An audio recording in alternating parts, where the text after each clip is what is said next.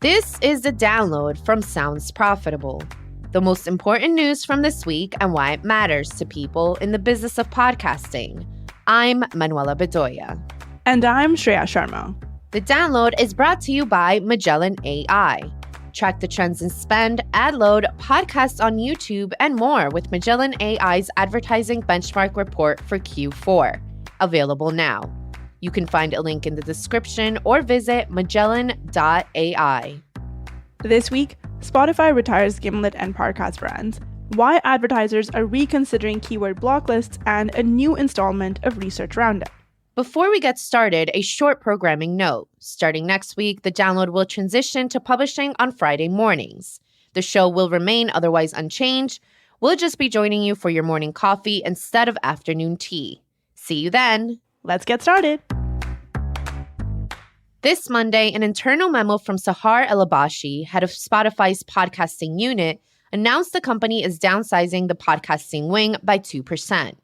This is estimated to be laying off around 200 positions. Here's a quote from El-Abashi's memo, as reported by Alex Weprin for The Hollywood Reporter. Quote, "This fundamental pivot from a more uniform proposition will allow us to support the creator community better. However, doing so requires adapting. Over the past few months, our senior leadership team has worked closely with HR to determine the optimal organization for this next chapter." End quote. In addition to layoffs, the Spotify-owned production companies Parcast and Gimlet are scheduled to be dissolved into Spotify Studios.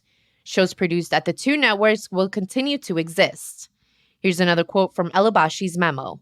"Both studios will greenlight new shows with an increased focus on always-on programming that drives strong, loyal audiences and attracts advertisers." End quote. In an article about mergers and acquisitions in podcasting on Tuesday, Jay Clarichan covered the bigger picture of podcast mergers and acquisitions over the past few years.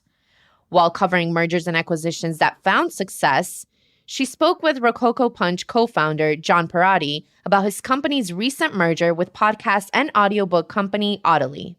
At its core, the deal brings together two companies without much inherent overlap. Perotti frames it as two companies not stepping on each other's toes by making the same content. Rococo Punch can help Audely clients, and Audely can help Rococo Punch clients. A quote from Perotti in the article, "I'm hoping that there's a lot of small companies out there that might think about doing what we're doing because it feels like weatherproofing your company for whatever is about to come. We made a smart choice and we're waiting and watching to see what happens in the industry." End quote. It seems podcasting has stepped out of the phase of big deals with flashy price tags. As the Rococo Punch Audely deal shows, there will continue to be mutually beneficial deals made between companies that can have symbiotic relationships. There's just a lower chance of seeing a single show selling for enough money to buy Antarctica. On April 20th, Digiday published a sponsored article from Al Jazeera Media Network on advertisers reconsidering the utility of keyword blocklists. Written by SVP of Business Development and Growth Michael Weaver, the piece breaks down motivations for advertisers distancing themselves from a dated strategy. As has been covered several times previously on the download, the huge downside of blocking simple keywords leads to a large amount of false positives. That leads to largely demonetizing news content. From Weaver's article, and I quote, "Misapplications of brand safety also create significant roadblocks for diverse, equitable, and inclusive advertising and media owned by and featuring underrepresented groups. For example, an agency that might want to prevent promotions for its clients from appearing alongside news stories about political protests could, through a keyword block, steer funding away from virtually all Black-owned media." End quote. Weaver argues the repercussions of wide-ranging blocklists can be stemmed by advertising as an industry coming together and creating updated standards and methods, with a specific focus on what actually counts as brand safe. Contextual decision-making can be key to injecting monetary support into websites currently left behind by blocklists. As Weaver points out, if someone goes to a hard news website or one providing useful information on a difficult subject, they are actively consenting to that content. By comparison to the Wild West of social media feeds, websites focused on cancer or coverage of negative world news are far more brand safe. Quote, "By challenging the brand safety status quo and devising new approaches to media buying, this way everybody wins. Consumers get well-financed news critical for democracy, publishers are rewarded for outstanding reporting, and advertisers can access premium audiences, end quote. Podcasting has a growing stable of tools and services capable of building a world where smart contextual targeting both gets journalists paid and keeps advertisers' brands safe. As an industry, we have the potential to become a front runner in phasing out blocklists. For our last story, we're going to do another research roundup. Get ready for some numbers as we rapid fire hit the highlights of the multiple studies published over the last week. Let's go. First, from SXM Media and Edison Research, the Gen Z Podcast Listener Report. Unsurprisingly, Gen Z enjoys podcasts. 47% of Americans 13 to 24 have listened to a podcast in the last month, with a 57% increase in listenership for that demographic in the last 5 years. 3 in 4 respondents have listened to a podcast in the last week, and the average amount of time spent with podcasts in a week is 7.7 hours. Up next, the State of Audio Technology Report, 2023 edition, from AdsWiz. Built from proprietary data and in-depth interviews with industry experts, the State of Audio Tech Report tracks trends, themes, and opportunities in audio ad tech. Streaming digital audio reaches 83% of 18 to 34-year-olds and 84% of 18 to 24-year-olds. By 2024, global podcast listenership is predicted to have increased 52% from year 2020 numbers. The new Cumulus Media and Signal Hit Insights podcast download, Spring 2023, comes with an enticing headline: Is YouTube eating podcasts?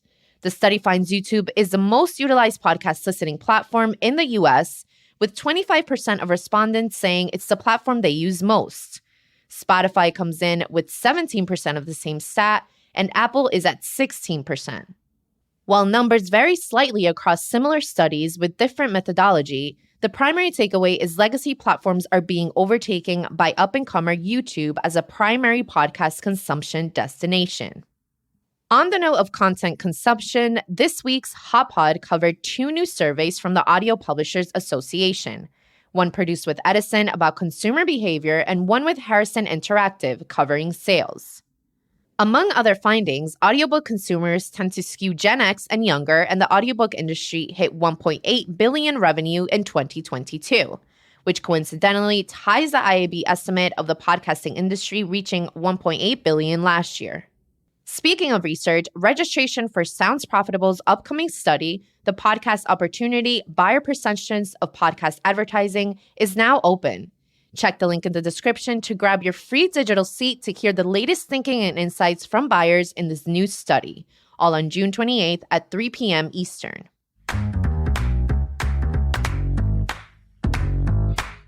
Finally, it's time for our semi-regular roundup of articles we're calling Quick Hits. These are articles that didn't quite make the cut for today's episode but are still worth including in your weekend reading. This week's articles are iOS 17. What's new for Apple Podcasts? During the 2023 Worldwide Developers Conference, Apple announced upcoming changes in iOS 17 that will impact Apple Podcasts. Search filters, episode art, and a new listening experience are among the new features. Developers currently have access to a beta, while public beta testing is slated for later this month. Podcasting's Biggest Opportunity by Tom Webster. Podcasting is becoming more competitive and less collegial every year. Is that a good thing, a bad thing, or just inevitable? Tom Webster suggests there is still an important job we all need to collaborate on first. Trident Audio Marketplace expands Basis Technologies' partnership to support advertising across digital and broadcast radio segments. This new arrangement aims to enable marketers to streamline and consolidate content across all audio segments, podcasting, streaming, and terrestrial broadcast audio via the Trident Audio Marketplace. Canadian branded podcast agency seeks bad reviews for its new show. Jar Audio's new tell-all about the branded podcast industry, pitched as part advice column and part sketch comedy, is asking you to be ruthlessly critical of the show during its upcoming launch window. Finally, the Sounds Profitable press release portal is now open. You can now submit your press releases directly to Sounds Profitable via the new portal at soundsprofitable.com/press. That's soundsprofitable.com/press. In fact, the last 2 quick hits are already pulled directly from our press release section. Head over now and amplify your podcast industry-related news and announcements. And that was The Download, brought to you by Sounds Profitable. Today's episode was built using Spooler and hosted on Art19. Find out more at spooler.fm and art19.com. I know we went through today's stories fast, so be sure to check out the links to every article mentioned right in your podcast listening app or on soundsprofitable.com/podcast. And thank you for sticking with us as we bring you the top stories you might have missed from the past week. I'm Manuela Bedoya. And I'm Shreya Sharma. Our producers are Brian Barletta, Gavin Gaddis, and Tom Webster. Special thanks to Art19 for hosting The Download. And as always, thank you to you for joining us. Robot? Download complete.